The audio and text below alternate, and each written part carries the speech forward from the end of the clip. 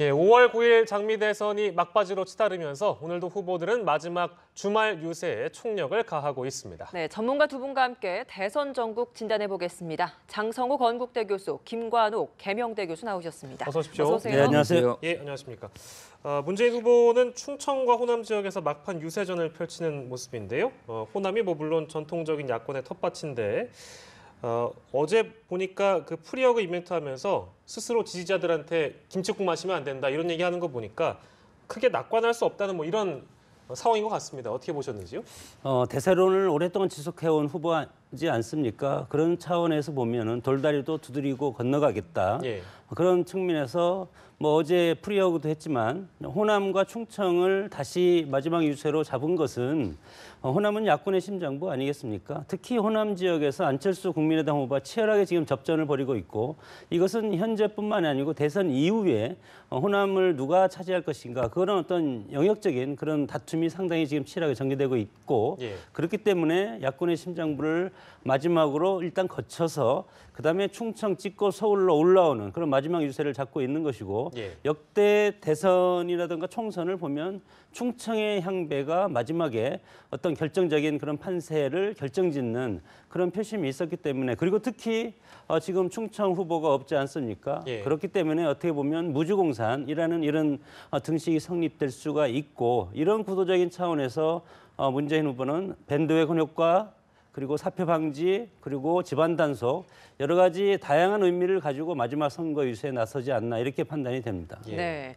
이번 대선에서는 줄임말이 좀 굉장히 많이 화두가 되는 것 같은데 문재인 후보 측이 투대문, 즉 투표를 해야 대통령이 문재인이 된다. 이 점을 굉장히 막판까지 강조하고 있습니다. 아무래도 과반 이상 득표를 염두에 둔 점일 것 같은데요. 어떻게 과반 득표 가능하리라 보십니까? 과반이 우리 민주화 이후에 역대 대통령 중에 과반을 넘긴 분은 딱 한 분이세요. 그게 이제 박근혜 전 대통령이고 예. 나머지는 과반을 넘겨본 사람이 없습니다. 그래서 과반이 굉장히 어렵고 또 이번에는 다자구도죠. 그래서 양자구도도 아니고요. 그래서 예. 더더욱 이제 과반을 넘기기 굉장히 어려운데 그럼에도 불구하고 이렇게 문 후보가 과반에 좀 집중하는 이유는 예. 문 대표가 당선이 된다고 해도 누가 당선이 된다고 해도 사실 여서야 되거든요. 예. 그래서 이런 장면에서 50%를 넘기게 되면 국정 운영의 어떤 주도권을 좀 쥐고 갈 수 있는 그런 상황을 맞이하는 것이고 반면에 이제 그렇지 못할 경우에는 어느 정도 조기에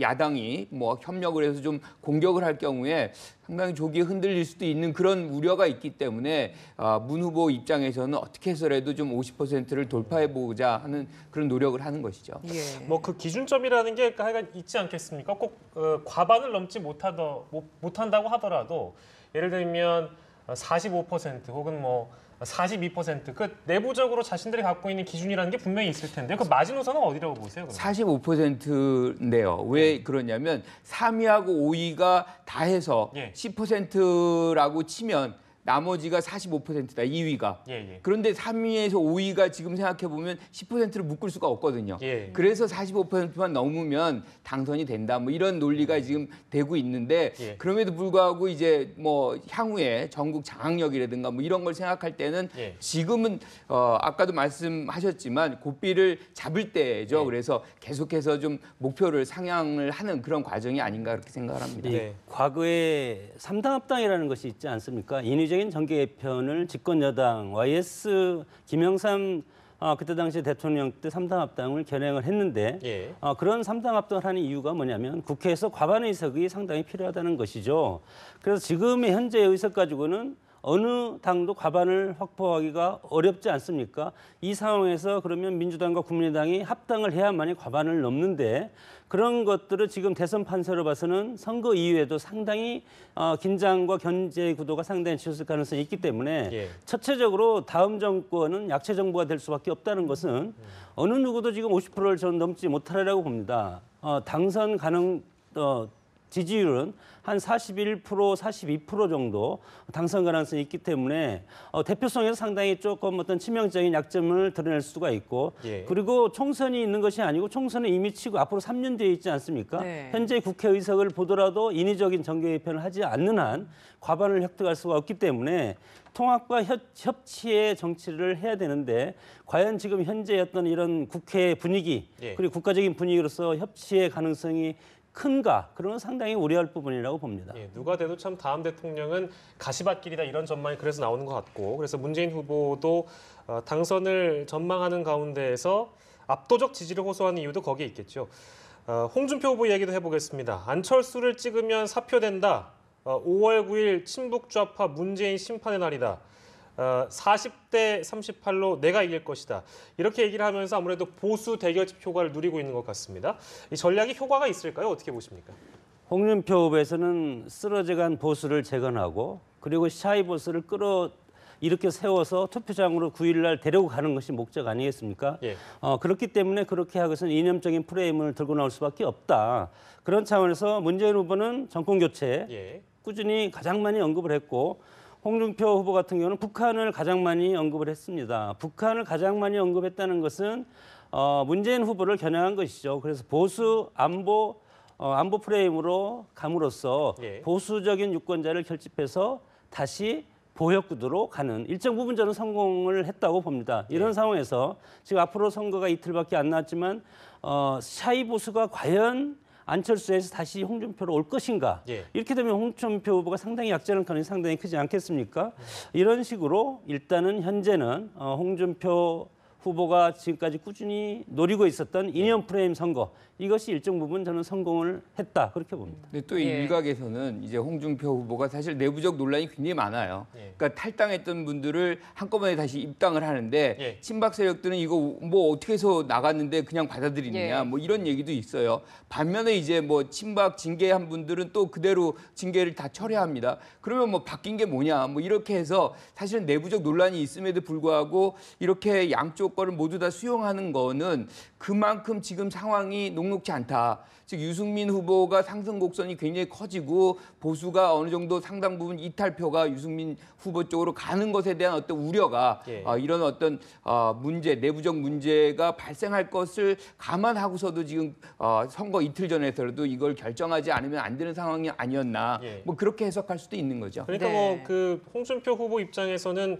대선도 물론 중요하지만 뭐 두 가지 목적이 있을 겁니다. 대선에 당선되는 것도 중요하지만 대선 이후를 바라보면서 보수 쪽에서의 자신의 입지랄까요? 그것도 지금 충분히 고민하고 있기 때문에 어떤 탈당파를 끌어안거나 친박 징계 해제를 요구했던 거 아니겠습니까? 그렇죠. 지금 사실상 친박계라고 볼 수는 없습니다. 이 홍 후보가. 예. 그런데 지금 상당 부분 비박계가 이제 다시 탈당했다가 다시 들어가는 거 아닙니까? 그러면 이제 대선 이후에는 결국엔 그분들이 우군이 될 수 있기 때문에 당을 어떤 장악하거나 주도권을 잡을 때에는 그분들의 협력이 또 필요하다는 계산도 예. 이번에 대선 전에 어떤 후보로서의 어떤 이제 특권이죠. 특권을 발휘해서 이렇게 수용하는 그런 결정을 내린 거 아닌가 그런 생각도 해볼 수 있는 거죠. 네. 이번에 안철수 후보를 좀 짚어보겠습니다. 뭐 이제 선거 막판에 다 되면서 뚜벅이 유세를 해나가고 있는데 걸어서 국민 속으로 들어가겠다 이런 좀 차별화된 전략이 막판 표심 변화에 좀 영향을 미칠 수 있을까요? 어떻게 보십니까?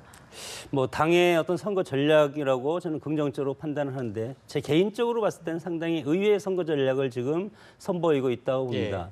문재인 후보와 양강 구도를 꾸준히 지금 진행해 오고 있지 않았었습니까? 네. 이런 상황에서 대세론이 선거의 가장 큰 핵심적인 전략인데 어떻게 보면 안철수 후보는 지금 언더독 효과, 동정론을 지금 노리고 이런 뚜벅이 지금 이런 유세를 하는데 큰 선거에서는 사실은 공중전이 가장 효력을 발휘합니다. 예. 크게 돌아다니면서 대세론을 퍼뜨리면서 이슈와 프레임으로 엮어가는 것이 지금 그런 이제 선거 전략인데 예.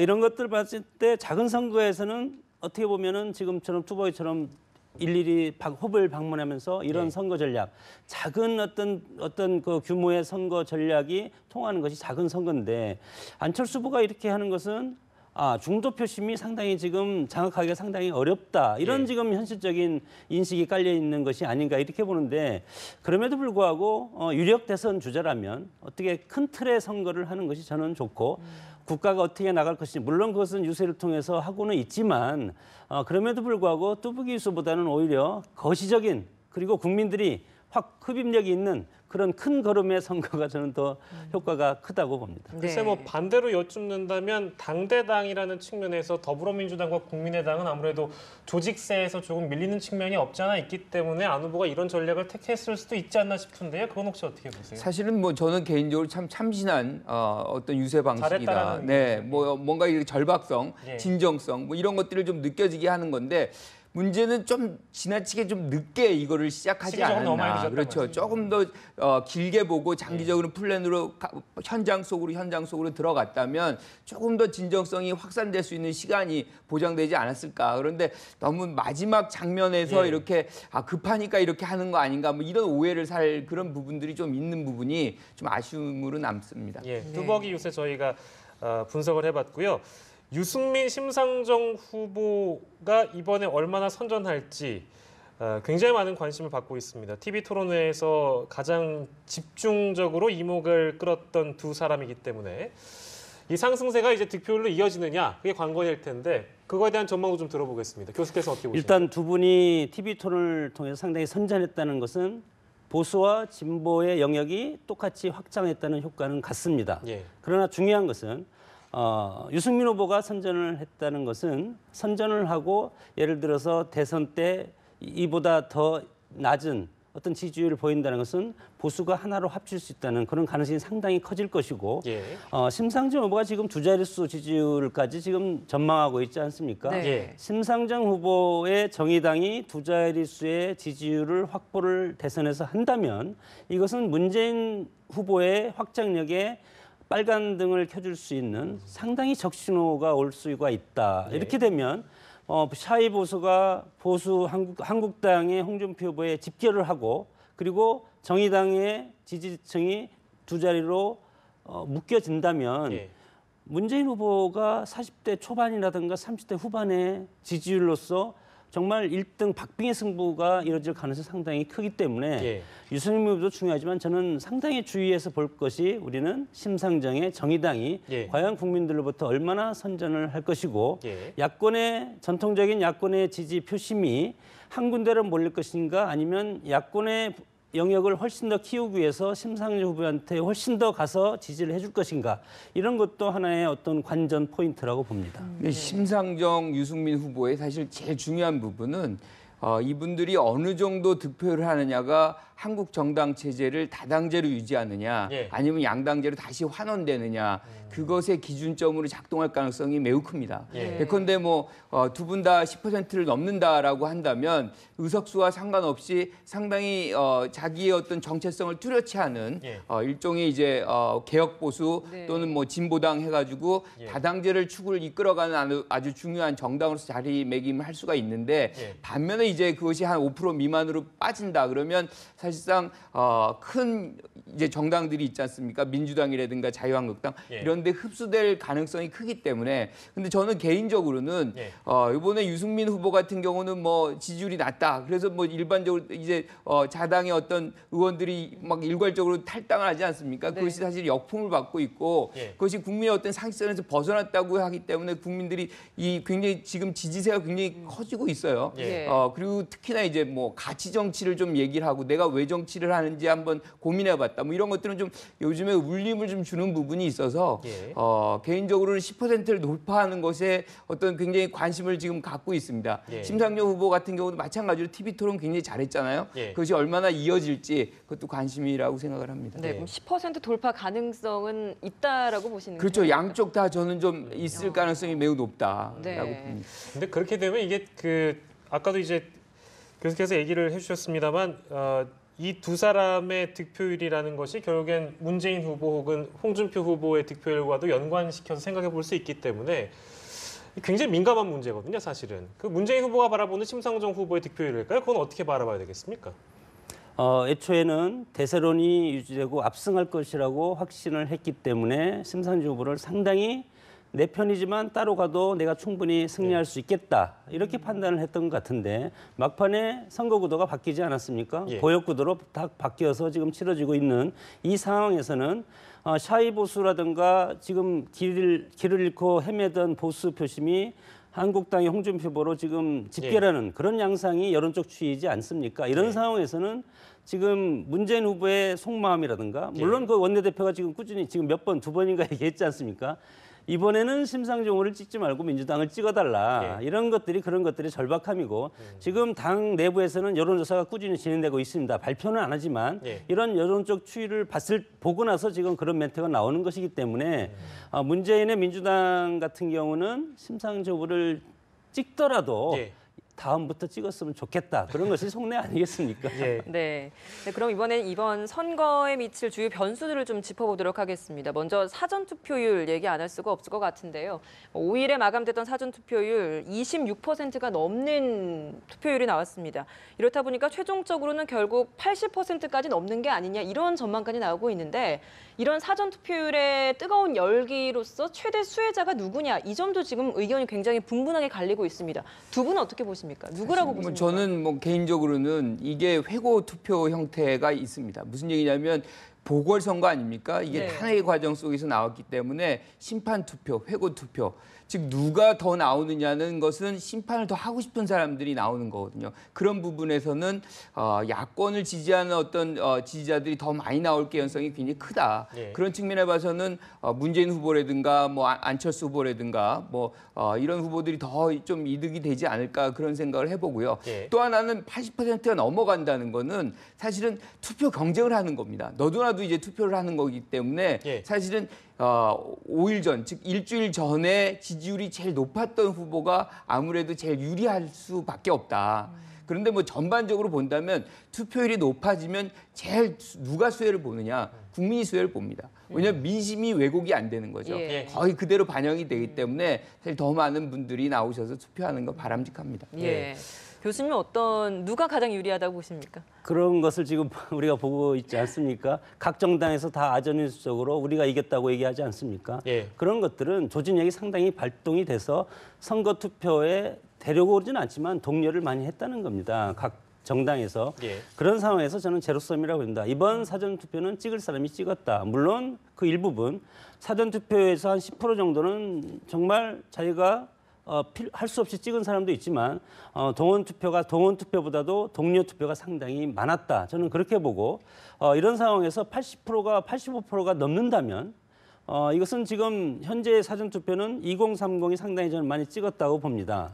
그런데 9일 날 만약에 85%가 넘었다면 샤이 보수가 대거 투표장에 나왔다고 판단을 해야 될 것이다. 이렇게 봤을 때 5060이 결집 가능성이 있고 이런 상황을 봤을 때는 85%가 넘으면 보수당인 홍준표 후보가 상당히 유리할 가능성도 있다. 저는 그런 이제 판단도 합니다. 전반적으로는 그러니까 두 분 다 80%가 넘을 것이다 이렇게 보시는 건가요? 저는 지난 대선에 75% 정도 됐는데 저는 85% 전후의 어떤 투표율이 굉장히 높은 투표율이 나올 것이다. 네, 그렇게 그 정도로 예상합니다. 근데 이걸 이제 그 다른 시각은 이렇게 보는 것 같더라고요. 연휴니까 찍고 놀러 가자. 그러니까 이걸 사전 투표율이 높다고 해서 전체 투표율이 동시에 높아진 어떤 그런 연관성을 갖게 해석하는 것은 좀 무리한 분석 아니라는 시각도 있어가지고요. 저는 뭐 이번 선거가 보궐선거라는 부분이 가장 중요한 특징이라고 보고요. 이것이 탄핵 과정 속에서 나타났고 거기에 뭐 촛불 집회건 아니면 뭐 태극기 집회건 많은 국민들이 직접 민주주의의 어떤 경험을 해본 부분이죠. 정치적 효능감이라고 우리가 얘기를 하는데 그것을 경험했다는 것은 다시 한번 표로서 자신의 의사를 제도화하고자 하는 그런 부분들이 내재돼 있기 때문에 적극적인 투표가 저는 이번에 만들어질 것이다라고 판단합니다. 저는 세 가지로 판단합니다. 이번 대선이 보궐선거지만 대통령 선거 아니겠습니까? 그렇기 때문에 역사적인 현장이다. 그래서 사전투표에 사실 많이 나와서 이런 역사적 현장을 체험하자. 그런 경우도 있을 것 같고 왜냐하면 스포츠는 단시간에 끝내서 약한 사람을 지원하는데 선거라는 것은 일단 투표하면 4, 5년 동안 내가 찍어서 당선된 사람을 보고 즐기지 않습니까? 그렇기 때문에 대세론이 형성된 사람을 찍기를 원하고 그래서 양극단의 어떤 후보를 찍는 경향이 상당히 큽니다. 그런 상황에서 이번 선거가 조직력이 작동했다고 제가 아까 말씀을 드렸고 예. 마지막으로는 황금연휴죠. 황금연휴에서 일단 찍고 일주일 연휴를 즐기자. 예. 이런 어떤 레저 문화 이런 것들이 우리 이제 어떤 국민들의 삶 속에 자리 잡고 있기 때문에 그런 어떤 세 가지 측면에서 사전 투표율이 상당히 높았다. 그렇게 전망합니다. 네. 네. 그리고 뭐 이번 대선은 또 8시까지 투표를 하니까 네. 투표율이 높아진다는 건 뭐 분명히 좋은 겁니다. 바람직한 것 같고요.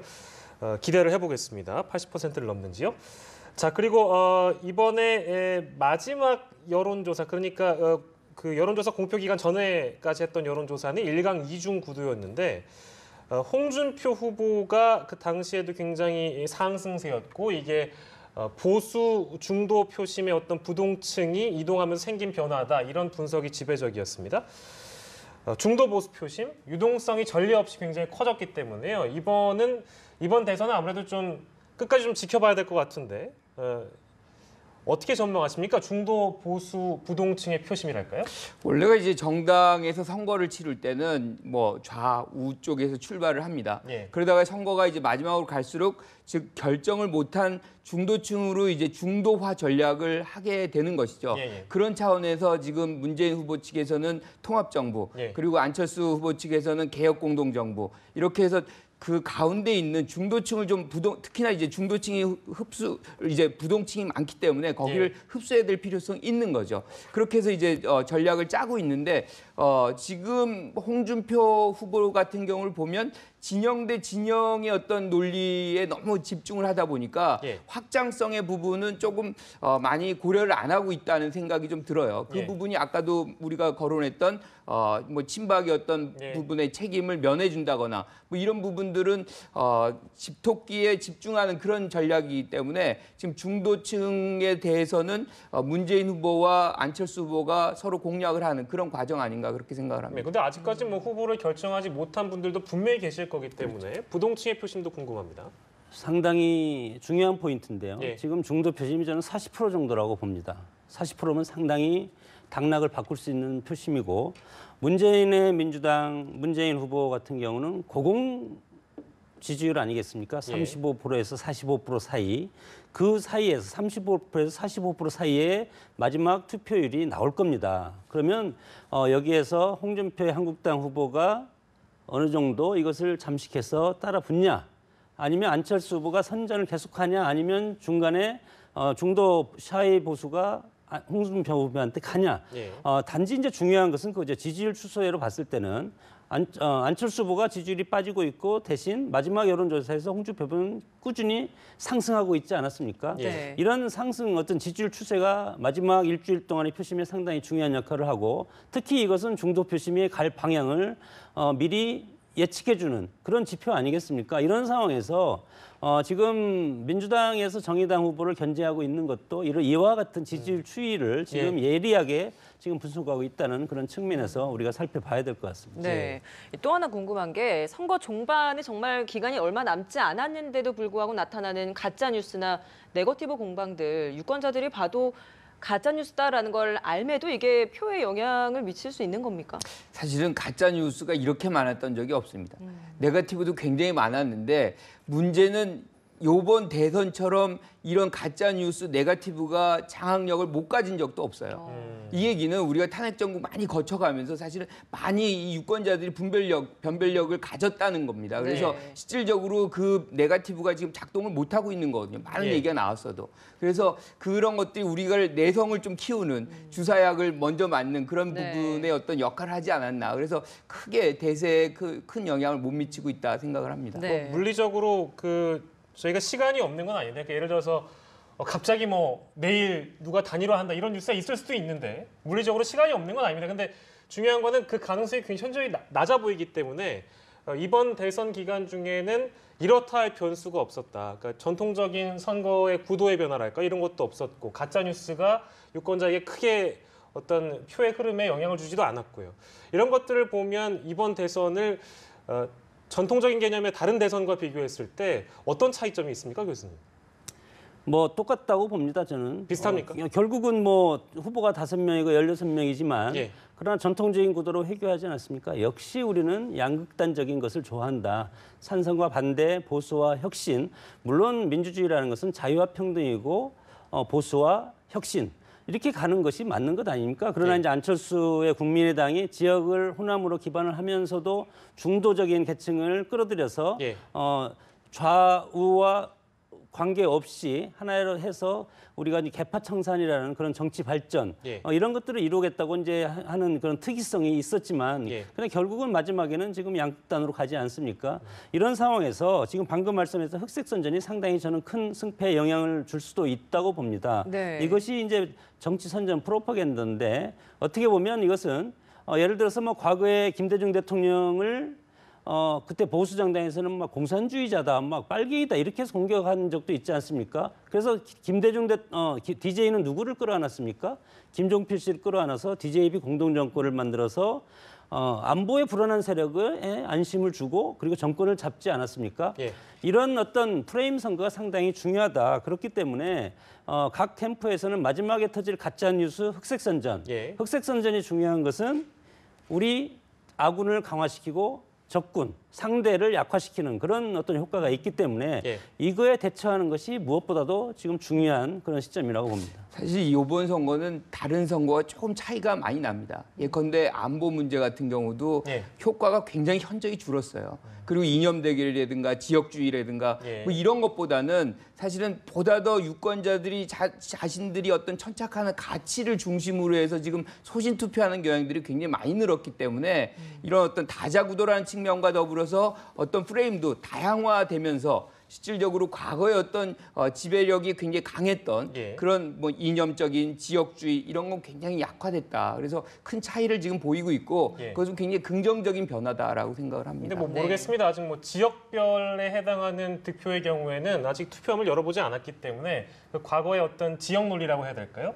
그런 진영 논리 자체는 지역별로는 아직 해소가 됐다 되지 않았다를 지금 당장 그렇죠. 분석할 수 왜냐하면 없죠. 투표가 아직 안 됐기 예. 때문인데 예. 문제는 뭐냐면 우리가 지지율을 지금까지 즉 일주일 전에까지 본다면 예. 야권 후보가 뭐 한 3분의 1을 차지한다거나 TK 예. 지역에서 반대로 뭐 이 호남이 양분된다거나 호남 거의 몰표 현상이 굉장히 심했었는데 예. 그런 부분들이 이제 많이 다양화되고 있거든요. 예. 그러니까 아직은 이제 투표 상황을 모르지만 예. 지지율의 어떤 분석을 한다면 그런 경향성으로 가고 있다는 것만은 분명하다. 그래서 우리가 9일날 그걸 확인할 수가 있는 것이죠. 예. 예, 알겠습니다.